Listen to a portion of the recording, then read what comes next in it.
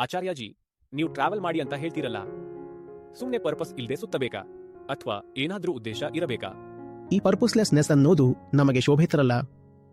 ಬಂಧನಗಳಲ್ಲಿ ಇರೋ ಮನುಷ್ಯ ಉದ್ದೇಶ ಇಲ್ಲದೆ ಏನು ತಾನೇ ಮಾಡೋಕೆ ಸಾಧ್ಯ? ಅದು ಅತ್ಯುನ್ನತ ಸ್ಥಿತಿ.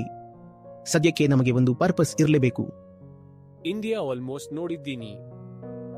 ವಿದೇಶ ಅಂದ್ರೆ ದುಬೈಗೆ ಒಂದು ಸಲ ಹೋಗಿದ್ದೆ ಅಷ್ಟೇ. ದುಬೈಗೆ ಹೋಗಿ ಏನು ಮಾಡ್ತೀರಾ? ಅದೆಲ್ಲ ಮನುಷ್ಯರೇ ಮಾಡಿರೋ ಆರ್ಟಿಫಿಷಿಯಲ್ ಐಲ್ಯಾಂಡ್ ಅಷ್ಟೇ. ಜಗತ್ತಿನಲ್ಲಿ ನೋಡೋಕೆ ಎಷ್ಟೋ ವಿಷಯಗಳಿವೆ. ಸುತ್ತಾಡಿ. ಸಪೋಸ್ ನಾನೀಗ ಥೈಲ್ಯಾಂಡ್ಗೆ ಹೋದ್ರೆ ಅಲ್ಲಿ ಏನು ಹುಡುಕಬೇಕು? ಅಲ್ಲಿ ತುಂಬಾ ಸುಂದರವಾದ ಜಾಗಗಳಿವೆ. ಅಲ್ಲಿಗೆ ಹೋಗಿ ಯಾವುದೋ ಒಂದು ಬೀಚ್ನಲ್ಲಿ ಸುಮ್ಮನೆ ಕುಳಿತುಕೊಳ್ಳಿ ಸಾಕು. ನಿಜ ಹೇಳ್ಬೇಕಂದ್ರೆ ಈ ಪೀಪಲ್ ವಾಚಿಂಗ್ ಇದೆಯಲ್ಲ,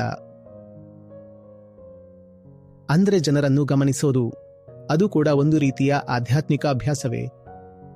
ಒಂದು ಶಾಪಿಂಗ್ ಮಾಲ್ಗೆ ಹೋಗಿ ಅಲ್ಲಿರೋ ಜನಗಳನ್ನ ಸುಮ್ಮನೆ ಅಬ್ಸರ್ವ್ ಮಾಡಿ. ಅದರಿಂದಲೇ ನಿಮಗೆ ಜೀವನದ ಎಷ್ಟೋ ಸತ್ಯಗಳು ಸ್ಪಷ್ಟವಾಗುತ್ತವೆ.